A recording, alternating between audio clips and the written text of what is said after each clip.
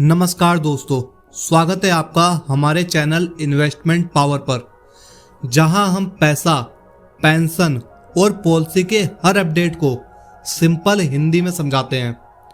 आज हम बात करेंगे एक बहुत इम्पोर्टेंट टॉपिक पर, EPS 95 के लेटेस्ट कोर्ट केसेस और जजमेंट्स के बारे में।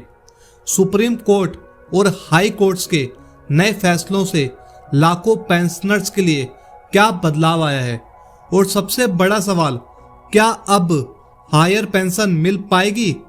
चलिए स्टेप बाय स्टेप समझते हैं। दोस्तों, EPS 95 यानी एम्प्लॉयज पेंशन स्कीम 1995 उन लोगों के लिए है जो प्राइवेट या पब्लिक सेक्टर में काम करते हैं और रिटायरमेंट के बाद पेंशन लेना चाहते हैं। एम्प्लॉई और एम्प्लॉयर दोनों EPF के जरिए कंट्रीब्यूशन करते हैं, लेकिन दिक्कत यह थी कि पेंशन हमेशा 15,000 के वेतन कैप पर कैलकुलेट होती थी।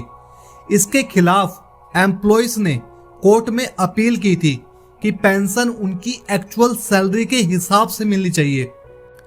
दोस्तों, 4 नवंबर 2022 को सुप्रीम कोर्ट ने एक हिस्टोरिक जजमेंट दिया। कोर्ट ने कहा कि एलिजिबल एम्प्लॉयज को हायर पेंशन का ऑप्शन मिलना चाहिए अगर उन्होंने अपनी फुल सैलरी पर EPF कंट्रीब्यूशन दिया है। EPFO को बोला गया था कि एक क्लियर प्रोसेस निकाले जिससे लोग जॉइंट ऑप्शन फॉर्म भर के अपनी पेंशन बढ़ा सके। लेकिन दोस्तों, उसके बाद कंफ्यूजन हुई, कौन एलिजिबल है, कौन नहीं, और फॉर्म कब तक जमा करना था, ये सब पर अलग अलग व्याख्या हुई। इसी वजह से नए केसेस हाई कोर्ट्स तक पहुंच गए। दोस्तों, अब बात करते हैं 2025 तक के लेटेस्ट डेवलपमेंट्स की। पहला, केरला हाई कोर्ट 2023 ने कहा EPFO को delayed joint option forms reject नहीं करने चाहिए बिना वैलिड रीजन के।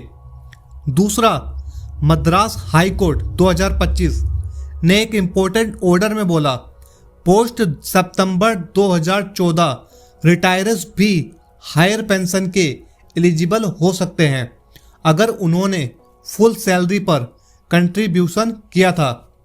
तीसरा, सुप्रीम कोर्ट में कुछ स्पेशल लीव पिटीशंस अभी पेंडिंग है जिनका डिसीजन आने वाला है, जिससे फाइनल क्लैरिटी मिलेगी। दोस्तों, यानी अभी सिचुएशन कंप्लीटली सेटल नहीं है, लेकिन डायरेक्शन क्लियर है। पेंशनर्स के फेवर में पॉजिटिव प्रोग्रेस हो रही है।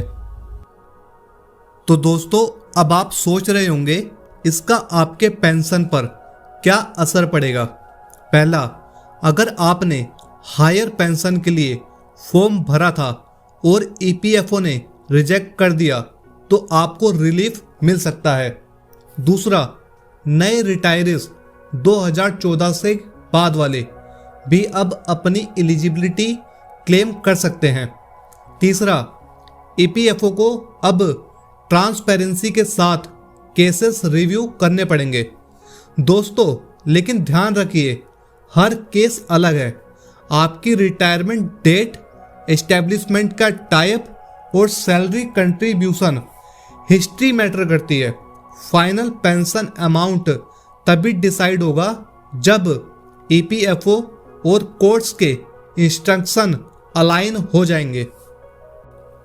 दोस्तों, अब आपको क्या स्टेप लेना चाहिए? पहला, अपने EPFO पोर्टल पर लॉगिन करें, हायर पेंशन सेक्शन में स्टेटस चेक कीजिए। दूसरा, अगर रिजेक्शन आया है तो कोर्ट्स रूलिंग के रेफरेंस के साथ रिप्रेजेंटेशन दे सकते हैं। तीसरा, फेक व्हाट्सएप या यूट्यूब अफवाहें से बचिए। सिर्फ EPFO ऑफिशियल वेबसाइट और रिलेबल सोर्सेस से अपडेट लीजिए। और अगला, अगर आपका केस पेंडिंग है तो थोड़ा पेशेंस रखिए। गवर्नमेंट और EPFO दोनों इम्प्लीमेशन फेज में हैं। दोस्तों, ये वीडियो 1 नवंबर 2025 तक के पब्लिकली अवेलेबल कोर्ट जजमेंट्स और गवर्नमेंट नोटिफिकेशन के बेस पर बनाया गया है। कुछ केसेस अभी भी सुप्रीम कोर्ट में पेंडिंग है, इसलिए फाइनल आउटकम आगे और क्लियर हो सकते हैं। हमें जैसे ही कोई नया ऑर्डर या नोटिफिकेशन आता है, इन्वेस्टमेंट पावर पर उसका डिटेल्ड अपडेट करेंगे। उम्मीद है दोस्तों आपको EPS 95 के नए कोर्ट केसेस और जजमेंट्स के सिंपल ब्रेकडाउन समझ आए होंगे। ऐसे ही लेटेस्ट फाइनेंशियल और पेंशन अपडेट्स के लिए चैनल को सब्सक्राइब कर लीजिए दोस्तों। मैं हूं अजय, मिलते हैं अगले वीडियो में। तब तक के लिए इन्वेस्ट स्मार्ट, स्टे इन्फॉर्म्ड।